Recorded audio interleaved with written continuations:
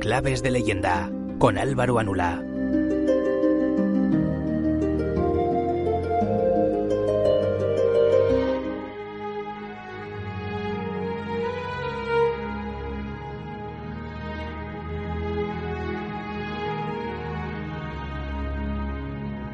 A día de hoy, en la región de Occitania, en lo que es el sur de Francia, todavía quedan las ruinas del castillo de Montsegur. Allí, en lo alto de la montaña, sus muros, su torre del homenaje, nos recuerdan un movimiento que hizo temblar los cimientos de la religión allá por la Edad Media. Unos hombres y mujeres que rechazaban algo tan vital dentro del catolicismo como es el bautismo, como es la Eucaristía o el matrimonio.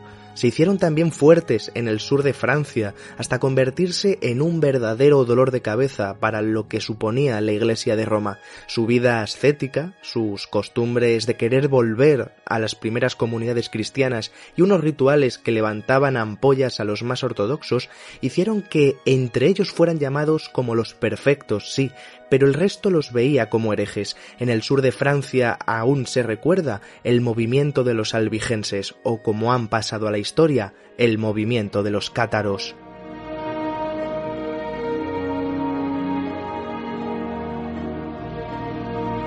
Sin embargo, mientras el movimiento cátaro causa auténticos quebraderos de cabeza en Francia, de hecho es el momento en el que se crea como tal la Inquisición para perseguir a estos hombres y mujeres, en Europa del Este otra corriente muy similar dinamita los dogmas, apunta y dispara contra la doctrina que se tiene por ortodoxa y establecida. Los siglos X, XI y XII van a ser especialmente ajetreados en todos estos territorios, pero especialmente en las tierras de la actual Bulgaria, y todo por una corriente que bebe directamente de Oriente y, cómo no, de lo gnóstico, del conocimiento espiritual sin intermediarios. Eso y cierto patriarca búlgaro que no deja de alimentar la mecha. Pero este movimiento, al igual que el albigense, va a ser un auténtico problema para la Iglesia católica durante unas cuantas décadas. Son los llamados amigos de Dios, los cátaros de Europa del Este. Ellos son los bogomilos.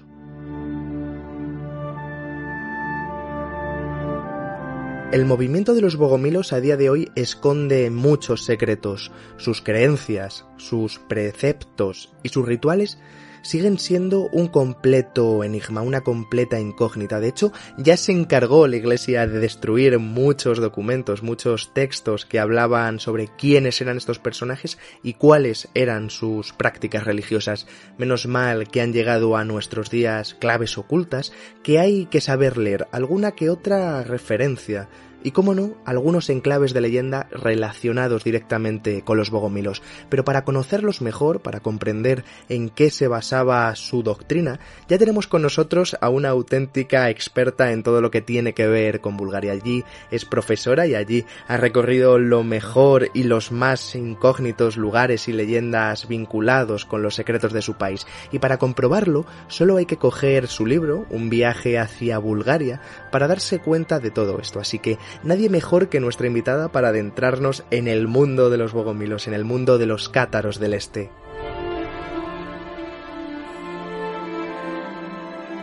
Bogomilos que nadie como ella conoce. Vania Radoeva, bienvenida a Enclaves de Leyenda. Vania, es un auténtico placer tenerte con nosotros.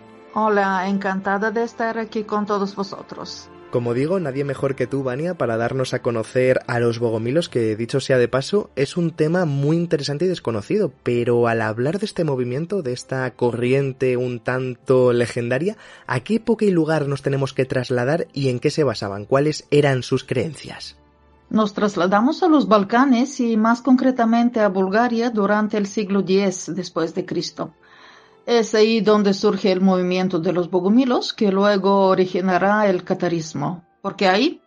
Porque en aquel momento Bulgaria existía como estado desde hace ya más de 2 siglos, formando un país de varios grupos étnicos con sus creencias. Por ahí pasaron los discípulos de Mani, el profeta persa, y los paulicianos, que también profesaban doctrinas dualistas como el bogomilismo, es decir, alma inmortal de Dios y cuerpo material de Satán. Bajo el pretexto de unificar al pueblo, en el año 864 después de Cristo, el rey Boris I decide convertir a todos los súbditos al cristianismo y obtener de esta manera más prestigio delante del Papa.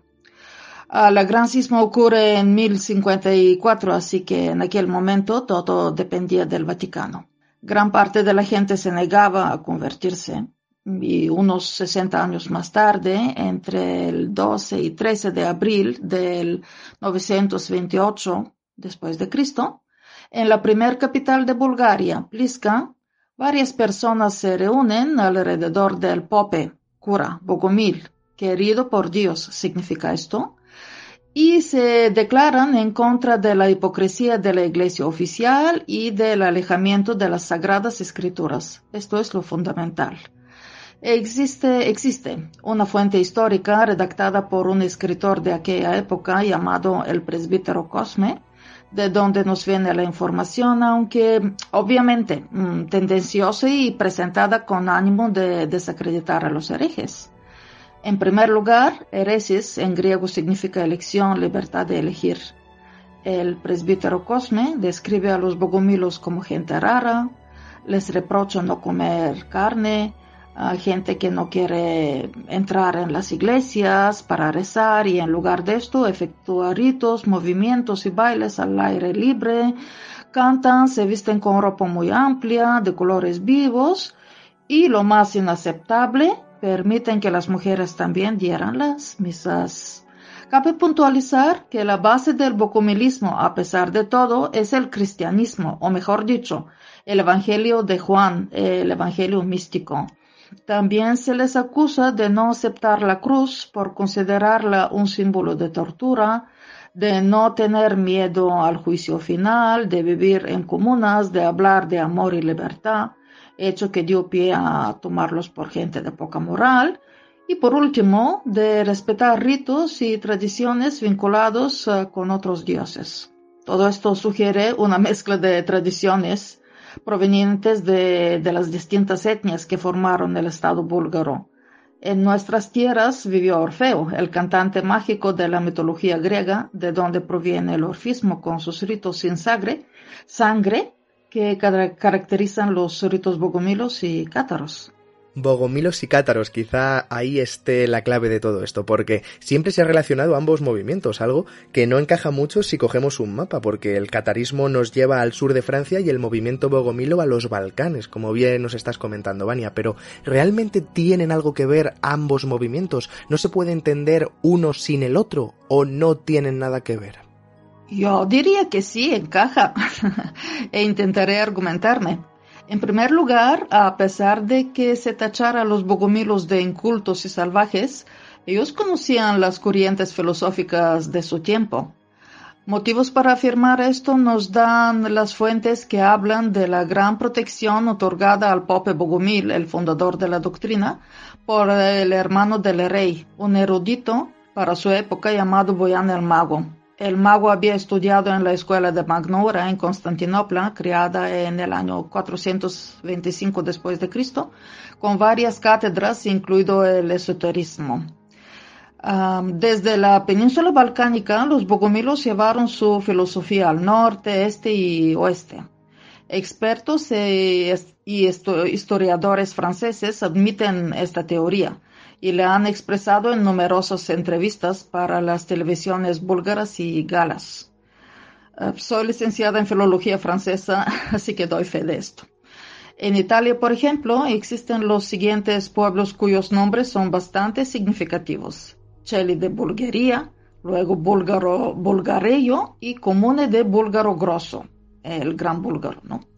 En Francia, en Languedoc, se encuentra la comuna de Bogarash, con el pico del mismo nombre, en pleno país cátaro, como se anuncia oficialmente la zona, no lejos de Rennes-le-Château.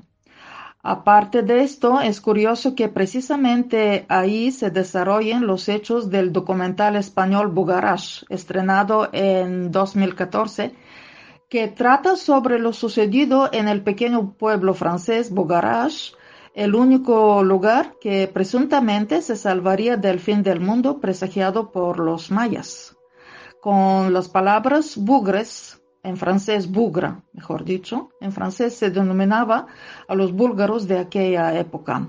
También resulta curioso porque precisamente en los Pirineos se crió la mayor comunidad cátara. Dicen que por el gran desarrollo del comercio y la industria textil en la zona, ni los bogomilos ni los cátaros buscaban bienestar material. Además, había muchos lugares experimentando lo mismo por el camino de los Balcanes al occidente. La República de Génova, por ejemplo, fundada en el año 1005, que sobrevivió hasta el siglo XVIII, o la de Venecia del siglo VII hasta el siglo XVIII. Si buscaban solo la protección de una montaña, los Alpes también estaban de camino y además son más altos, por lo que ofrecerían más protección y seguridad. Pero fijaros que el dios supremo de los eslavos era Perún o Pirin. En Bulgaria tenemos la montaña Pirin, donde mayor desarrollo obtuvo el bogomilismo, y en el occidente están los Pirineos, entre España y Francia. En búlgaro, cuando nos dirigimos a una persona, añadimos una E al final del nombre, y que obtendríamos rezando a un dios. Pirineo, Pirineo, Pirineo, o sea, Pirineo. A lo mejor los bogomilos buscaban precisamente esta montaña, la del dios peruno, Pirin. ¿Y por qué? Ya es otra pregunta.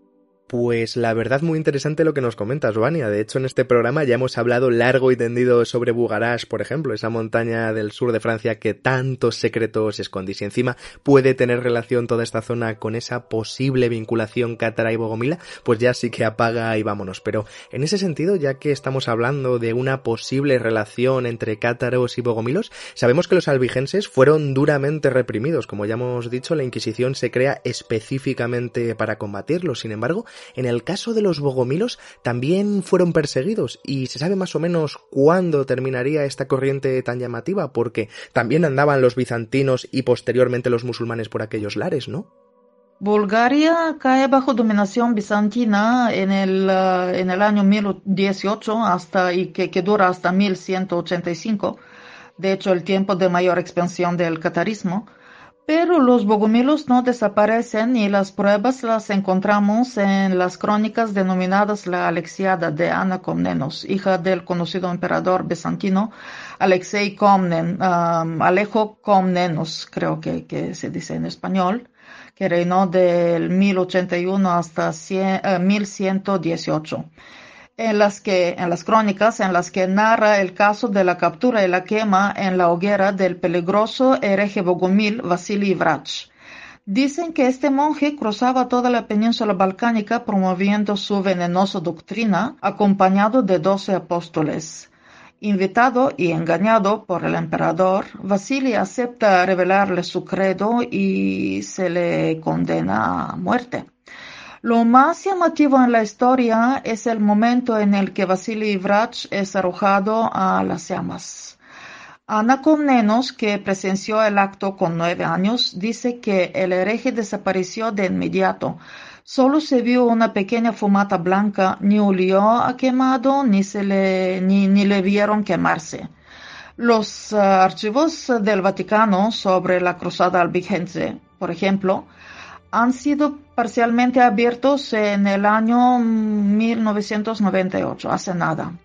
Un director de cine búlgaro, escritor e investigador, Damian Popchristov, encontró en Francia un relato de la Inquisición sobre, entre comillas, una mala mujer cátara, como la llamaban, que justo antes de entrar en la hoguera, sacó de su bolsillo un ovillo de lana, lo echó en el fuego y desapareció. Prácticamente lo mismo que Vasili Vrach. El Papa Nikita Nicetas, de la Iglesia Ortodoxa, con sede en Constantinopla, es admitido por los historiadores como el Papa Bogomil. Hablamos de mediados del siglo XII. Hay datos de viajes suyos a Italia y Francia. De hecho, presidió el sínodo de los cátaros en 1167 en Saint-Martin-de-Caraman, en Francia, donde consagró a varios fieles. Solo 18 años más tarde, a finales del siglo XII, Bulgaria declara su independencia también. Hablo del año 1185 y un año antes, en 1185, en la ciudad occitana de Albi, nace la Inquisición, a pesar de que muchos señalan como tal fecha el año 1233. Empiezan los tribunales, vamos. El año 1209 es el inicio de la Cruzada Albigense, que oficialmente dura hasta 1229. Solo 2 años más tarde, en 1211, el rey búlgaro Boril convoca una congregación en contra de los bogomilos, donde se anatemiza a todo lo que se sale de los cánones de la Iglesia Ortodoxa, y también empieza una persecución cruel. La persecución a los cátaros llega hasta principios del siglo XIV, hasta 1321, cuando muere su último profeta, Guillaume de Belibast, cuyas palabras antes de dejar este mundo hablan del reverdecer del laurel, el catarismo, dentro de 700 años, es decir, en la actualidad. Tenemos que pensar sobre esto.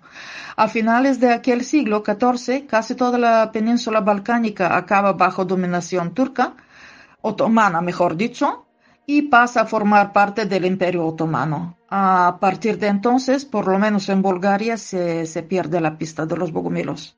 Una pista que se pierde, pero a nivel histórico y oficial, porque me imagino, Vania, que como suele ocurrir en este tipo de situaciones, en este tipo de casos, no suelen desaparecer por completo. Por tanto, ¿hubo lugares donde de forma oculta, de forma velada, estos hombres y mujeres, los bogomilos, continuaban de alguna manera dando rienda suelta a esas creencias que tenían, o se esfumaron para siempre, se perdieron para siempre? A ser sinceros, no se ha hablado mucho de los bogomilos, ni se ha investigado. Y me refiero a los últimos 50 años, por ejemplo. En la actualidad, un grupo de entusiastas de varias profesiones intentan recopilar todos los documentos que quedan e investigan no solo en Bulgaria, sino en toda la península balcánica, ya que en los siglos X y XI los territorios de algunos países de hoy en día pertenecían al Estado búlgaro. Por ejemplo, en Bosnia es donde más artefactos y documentos quedan, incluidas esquelas y ritos. Se dice que la parte mística del Islam, los aleutianos, creo que se dice en español, comparten mucho de las creencias bogomilas. En los años 30 del siglo pasado, un guía espiritual de nuestro país, conocido en Europa e incluso hoy en día y considerado un iluminado, Petardanov Ben Saduno, promovió el renacer de las tradiciones y los valores del bogomilismo. Periodistas, historiadores y escritores investigan en países como Italia, Francia, Alemania, Ucrania e incluso el Reino Unido, donde encuentran pistas de comunas bogomilo-cátaras. Es un tema apasionante, cada día se descubren más cosas y espero que así siga. Yo prometo informaros de las novedades. Y nosotros estaremos encantados, porque sin duda es un tema que atrapa, y si encima está tan bien documentado y relatado, pues mejor que mejor. Vania Radoeva, experta en los secretos y enclaves de leyenda de Bulgaria, nada, ha sido un auténtico placer, y dicho queda, esperaremos una nueva ocasión que seguro que será dentro de poco. Un fuerte abrazo y hasta la próxima. En primer lugar, gracias por el interés hacia la historia de mi país natal, y para mí ha sido un placer.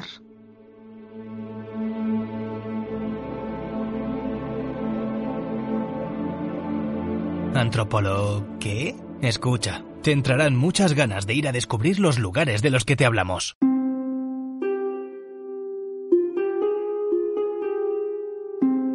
Estás escuchando Enclaves de Leyenda.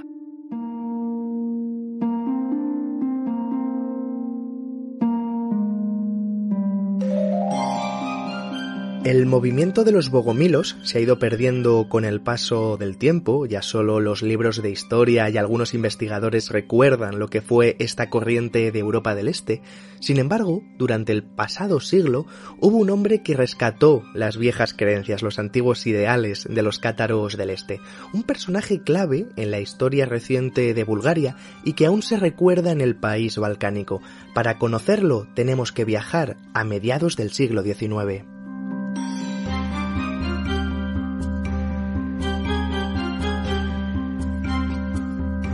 Corre el 11 de julio de 1864. Un bebé acaba de nacer en el pequeño pueblecito de Jadarcha, muy cerca de la importante ciudad de Varna. El recién venido al mundo es llamado Peter y recibe el apellido de Deunov, el mismo que tiene su padre. Este es el primer sacerdote búlgaro de todo Varna, así que ni decir tiene que el pequeño Peter tendrá muy presente la religión, algo que marcará para siempre su vida, pero no era consciente de que estaba llamado a ser uno de los grandes líderes espirituales del siglo XX.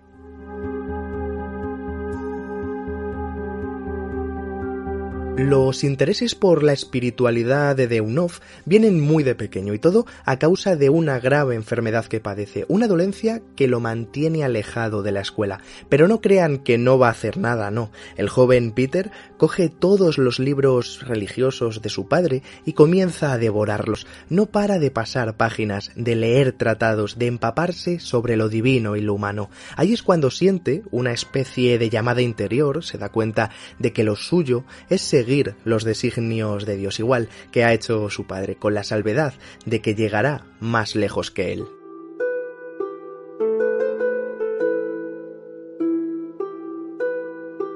Con 24 años, este joven con ansias de conocimiento se marcha a Estados Unidos. A finales del siglo XIX, este país norteamericano es el centro mundial de las corrientes filosóficas. Todas ellas entremezclan ciencia y creencias, algo que a Peter Deunov le embriaga, y entra en contacto directamente con pensamientos de los que su padre nunca le había hablado. El protestantismo, el espiritismo moderno, la teosofía, muchas corrientes son las que conoce en Estados Unidos, así que cuando regresa a Bulgaria lo hace con una mochila cargada de nuevas ideas, pensamientos que rápidamente calan entre sus más cercanos. Eso sí, son bastante rompedores. Nos lo cuenta José Antonio de la Torre del blog Intrínseco y Expectorante.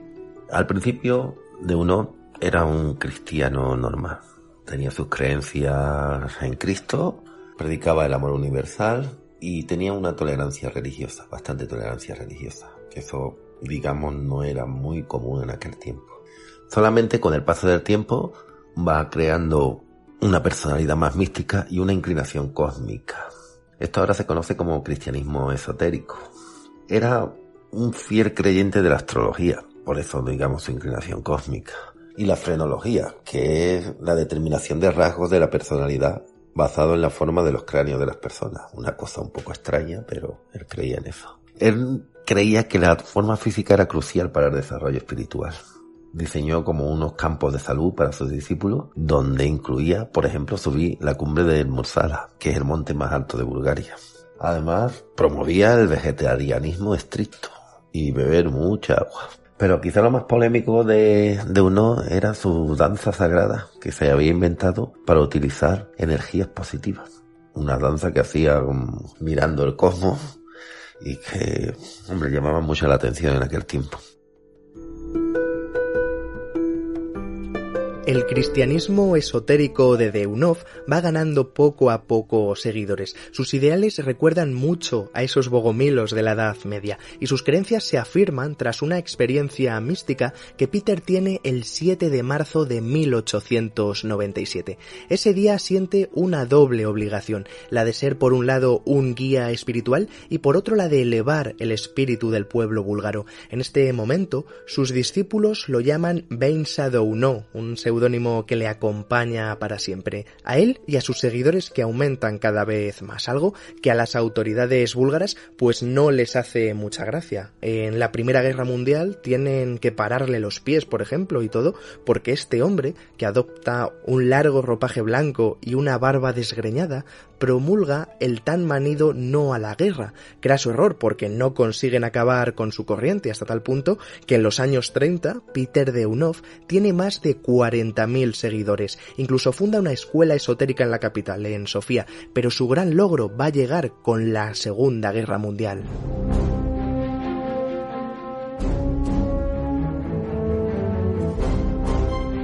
En esta contienda de tintes internacionales, Bulgaria toma partido por las potencias del eje. Creen que estando del lado de Alemania saldrán beneficiados una vez acabe la Segunda Guerra Mundial. Y como ocurre en toda la Europa bajo influencia nazi, Hitler pone su foco en los judíos. En el país búlgaro hay que tener en cuenta que existe una gran comunidad judía, aproximadamente unos 50.000 habitantes. Es así que las autoridades búlgaras no quieren que se repita una humillación como la que vivieron en la Primera Guerra Mundial, así que seguirán a rajatabla todas las órdenes que vienen directamente desde Berlín. Bulgaria siempre elige el bando perdedor en las guerras mundiales. En la Primera Guerra Mundial pierde los territorios de Tracia y Macedonia. Con el fin de recuperarlos, el zar Boris III se une a las potencias del eje en 1941. Hitler obliga al gobierno a aprobar sus leyes antisemitas. El zar de Bulgaria fue capaz de evitar la aplicación, pero ya la presión era tan grande que en 1943 firma la deportación de 11.343 judíos de Tracia y Macedonia a Auschwitz.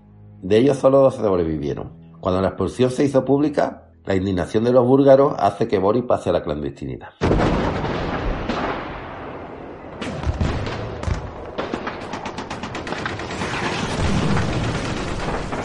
Una indignación que golpea muy fuerte dentro del pueblo búlgaro. Además, los bombardeos de los aliados en Sofía hace que todo esté muy insostenible. La barbarie y la sinrazón se adueñan poco a poco de Bulgaria y solo una persona puede hacer algo para evitar la tragedia en la que vive sumida el país. Evidentemente, todos miran hacia Peter Deunov, que sigue siendo el mismo de siempre, con el cristianismo esotérico y el pacifismo como únicas armas y bandera. Así que el maestro espiritual no se va a quedar atrás y de repente un golpe de suerte ocurre para bien de todos. Lo que sucedió después fue un golpe de suerte. Boris III es presionado por Hitler para que deporte a todos los judíos de Bulgaria. Pero esta orden que da el zar pasa por las manos de uno de los seguidores de Deunov, que le informa rápidamente. Deseoso de detener la deportación, Deunov sabe que uno de sus devotos es un alto funcionario del gobierno búlgaro. Su nombre es Lyubomir Louchev. Deunov sabía que Boris lo respetaba, pero también sabía que respetaba a Louchev. Deunov le dijo a Louchev: busca al zar y dile que si deja que los judíos búlgaros sean deportados, será el fin de su dinastía. Por desgracia, la localización del zar era muy difícil, incluso Louchev no sabía dónde estaba. Así que, tras su búsqueda desesperada, sin éxito, vuelve a Deunov. Cuenta la leyenda que Deunov se llevó unos minutos meditando. Y después de meditar, dijo una sola palabra: Krichi. Krichi era una ciudad pequeña del sur de Bulgaria. Louchev salió de inmediato hacia esa ciudad y descubrió a un zar muy sorprendido por haber descubierto su paradero. No mucho después, Boris III pidió la liberación de todos los judíos de Bulgaria, en espera de la deportación. Eran unos 48.000. De esta manera, gracias a la intervención casi prodigiosa de Peter Deunov, la mayoría de los judíos de Bulgaria son salvados de las cámaras de gas. Todo el pueblo búlgaro se une. Hombres de todas religiones claman el mismo mensaje de no a la guerra, el mismo que lleva ensalzando Deunov durante décadas. Sin embargo, poco tiempo podrá disfrutar el maestro espiritual de su gran hazaña. Deunov murió el 27 de diciembre de 1944, cuando ya las tropas soviéticas habían invadido el país. Lo que es su tumba, hoy en día es un lugar de peregrinación para cientos de búlgaros, que lo visitan diariamente. Está rodeada por una valla de hierro blanco, llena de pentagramas, que muestra las claves del camino del nuevo hombre espiritual: sabiduría, verdad, virtud, amor y justicia. Una sabiduría, una verdad, una virtud, un amor y una justicia que Peter Deunov cumple a rajatabla hasta el último de sus días. Es cierto que la Unión Soviética persigue a sus seguidores, pero nunca se va a apagar la llama que un buen día enciende este prohombre. Hoy en día, además, sus obras y sus reflexiones conforman lo más distribuido en su país. De hecho, es el autor más publicado en la historia de Bulgaria y es considerado como uno de los personajes más populares y recordados por sus paisanos. Todo homenaje se queda corto para Peter Deunov, el último cátaro de Europa del Este, en suma, el último Bogomilo. Enclaves de leyenda. Descubre la historia, las leyendas y la música como nunca antes te lo habían contado. Ana, te quería yo preguntar, ¿qué gano si me hago fan de Enclaves de Leyenda? Pues mira, Álvaro, vas a acceder a un montón de contenidos exclusivos cada semana sobre leyendas, tradiciones y enclaves que ningún otro programa ha profundizado en ellos. Incluso pongo la mano en el fuego de que no han oído jamás hablar de lo que hablamos en los episodios para fans de Enclaves de Leyenda. Bueno, dicho así, suena bastante bien, pero ¿cuánto cuesta hacerme fan de Enclaves de Leyenda? A ver, que yo me aclare. Pues no cuesta prácticamente nada. Por solo 1,49 € al mes puedes acceder a todos estos contenidos especiales, es decir, un café o una bolsa de patatas fritas que se consumen al instante cuestan más que hacerte fan de Enclaves de Leyenda. Y como digo, es al mes, con lo cual vas a poder disfrutar de leyendas, lugares desconocidos y tradiciones extrañas cada semana por este simbólico precio. Una cantidad que además nos ayuda a seguir día a día en busca de buenos expertos para entrevistar, a hacer la mejor edición y tratar temas jamás contados y de una forma diferente al resto. Vale, lo acabo de hacer dando a apoyar, una pestañita azul que hay en la página principal del podcast de Enclaves de Leyenda, y oye, que ya estoy empezando a escuchar el contenido exclusivo para fans.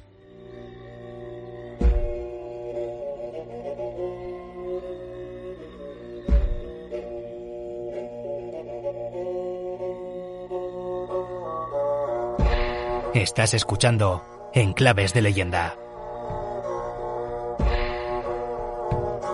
Deunov es el último cátaro del Este, el último gran paladín de este movimiento que nos hace viajar a la Edad Media. Y lo es porque hay que tener en cuenta que los bogomilos desaparecen de Bulgaria en el siglo XIII. El movimiento pierde todo su esplendor, es desposeído de sus ideales en el país búlgaro. Pero cuando es eliminado, esta corriente ya se ha extendido por los Balcanes. Y uno de los territorios donde van a ser bien acogidos los bogomilos es en Bosnia. Bosnia va a ser un gran reducto para ellos. Ya había mujeres y hombres con estas creencias anteriormente, pero estaban eclipsadas por su centro neurálgico, que evidentemente se encuentra en Bulgaria. Pero una vez que en su axis mundi, por decirlo de alguna manera, son reducidos a la nada, en suelo bosnio van a tener su particular tierra prometida. Y para comprobarlo, solo hay que ver unos enigmáticos enterramientos que a día de hoy podemos contemplar en el país bosnio. Miles de estas extrañas tumbas se extienden por Bosnia. Se trata de uno de los grandes misterios históricos de este país, y todo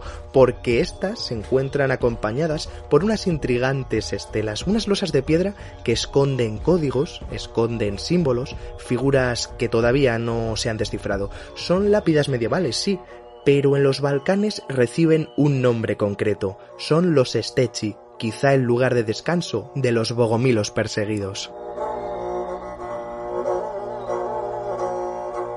Los Stechi los encontramos en varias partes de los Balcanes. Hay tumbas de este tipo, por ejemplo, en Montenegro, en Croacia, en Serbia, pero no tanta concentración como en Bosnia. Se calcula que hay más de 50.000 tumbas, atención, de este tipo solo en este país de los Balcanes. Incluso una veintena están declaradas Patrimonio de la Humanidad por la UNESCO. Por tanto, es muy difícil hablar de todas, sin duda da para un programa entero, pero sí lo haremos de algunas. Y lo haremos porque son un completo misterio. Estamos ante el gran símbolo medieval del país, pero nadie sabe qué significan sus enigmáticas formas y sus extraños símbolos que acompañan a estos enterramientos. Por ejemplo, las encontramos en forma de losa, también las hallamos como si fuesen cajas perfectas de piedra, también como verdaderos sepulcros con inscripciones, o simplemente pilares o cruces que marcan que ahí existe una tumba. Y la mayoría datan del siglo XIII y XIV, justo cuando los bogomilos huyen y se extienden posteriormente por suelo bosnio. Pero, sobre todo, lo que más intriga a los investigadores son los símbolos que esconden, porque los Stechi están protegidos, custodiados, por unos grabados de difícil interpretación. Vemos en ellos espirales, rosetones, cruces de todo tipo, vegetales, toda clase de flores y, cómo no, hombres y mujeres cuya representación se ha perdido con el paso de los siglos. Como digo, todo un completo enigma, aunque parece que todo apunta a esos perfectos, entre comillas, del este de Europa, esos bogomilos que un día huyeron de Bulgaria para asentarse en estas tierras más seguras de los Balcanes. Si no, ahí están los Stechi más importantes, esperando a que alguien desvele todos sus secretos.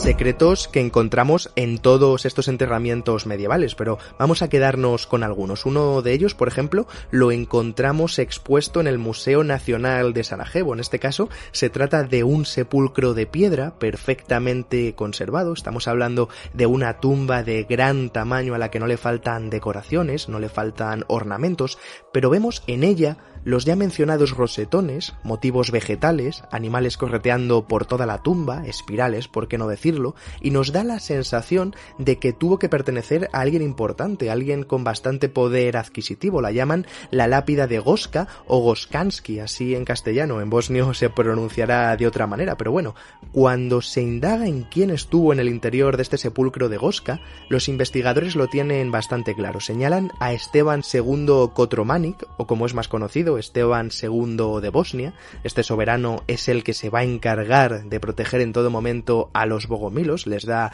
cobijo en sus tierras, no les falta de nada y hasta se interesa por sus creencias un tanto perseguidas. Como hacen otros nobles de la zona, dan protección a estos hombres y mujeres que huyen de la persecución de Bulgaria y de hecho Esteban II les llama cristianos en vez de católicos. Esto es un dato bastante llamativo y efectivamente esto indigna al Papa, pero el soberano bosnio, más que alejarse por las directivas que vienen desde Roma, él se acerca al bogomilismo. Entonces aquí nos hacemos unas cuantas preguntas.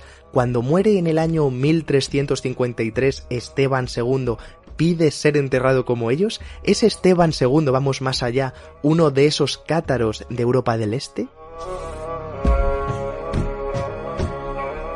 Pues no lo sabemos, pero su lápida está ahí, esperando a que los curiosos desentrañen sus misterios. Como a ojos de todos los curiosos, también está otra lápida medieval en más puntos de Bosnia, y en ellos todos tienen que ver con decoraciones que están escondidas en los steci y que apuntan hacia los bogomilos. Como hemos dicho, símbolos cósmicos, extraños grabados que pueden trasladarnos hasta Oriente, motivos vegetales y hombres y mujeres con largos ropajes bailando. Pero si hay uno de estos lugares que se lleva la palma, ese lo encontramos en Stolac. Stolac es una ciudad que encontramos al sur de Bosnia y que aún conserva uno de los auténticos enclaves de leyenda de este país, porque a las afueras de la población se levanta la necrópolis de Radimilja. Se trata del cementerio medieval más importante de la zona. Cientos y cientos de tumbas se agolpan en este lugar, muchas de ellas de diferentes épocas medievales, y eso que muchas se han perdido con el paso del tiempo por el devenir de la historia, pero